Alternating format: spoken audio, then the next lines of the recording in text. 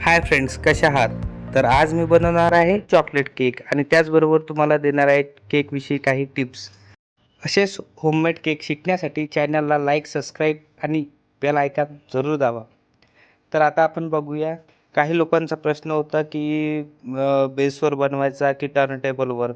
तर काही लोकं टर्नटेबलवर बनवतात, पण बेसवर बनवलं तर फारच छान, कारण तो पूर्ण त्यावर सेट होऊन जातो आणि आपल्याला सुद्धा डेकोरेशन करायला एकदम सोपं जातं. त्यामुळे बेसवरच ठीक आहे. सेकंड टिप अशी की आपण ग्लेजपेक्षा डार्क कंपाऊंड चाकूने क्रश केलेलं सुद्धा केकच्या मधामध्ये वापरू शकतो आणि त्यामध्ये चेरी पण टुटी-फुटी चेरी पण वापरू शकतो. Tips number 3.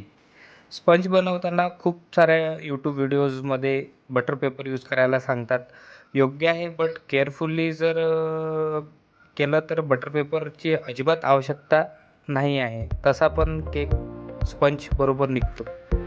तसं स्पंज बनवायसाठी तुम्ही प्रीमिक्स, पिल्सबेरी, फ्रेस्टाईन आणि ग्लोबल पण चॉकलेटमध्ये खूप छान टेस्ट आहे त्याची.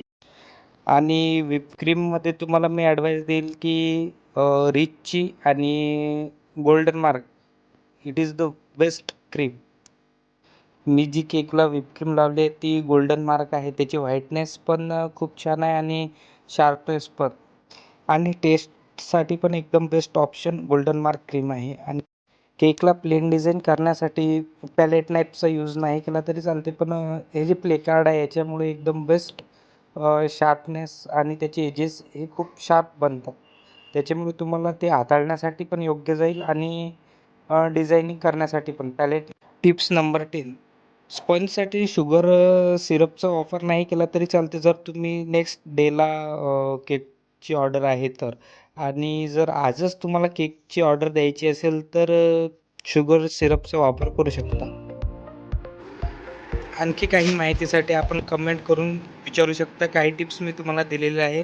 तर आता आपण वळूया आपल्या केककडे. तर मी चॉकलेट ग्लेझनी पूर्ण केकला कवर करून त्यावर प्ले कार्डनी प्लेन असं पूर्ण चॉकलेट कवर करून घेतो आणि त्याच्यानंतर त्याच्या एजेसला त्याच प्ले कार्डनी डिझायनिंग करू.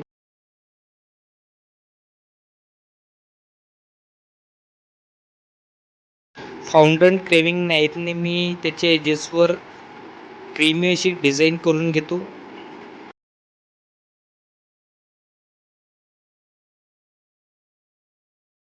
साईडनी M20 नोझलनी डिझायनिंग करून घेतो.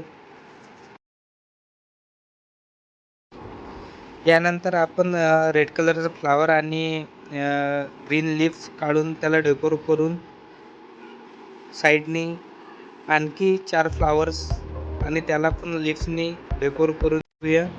आणि हा आपला केक रेडी झाला आहे. अशाच केकच्या टिप्स आणि डिझाईनसाठी सबस्क्राईब आणि फॉलो जरूर करा.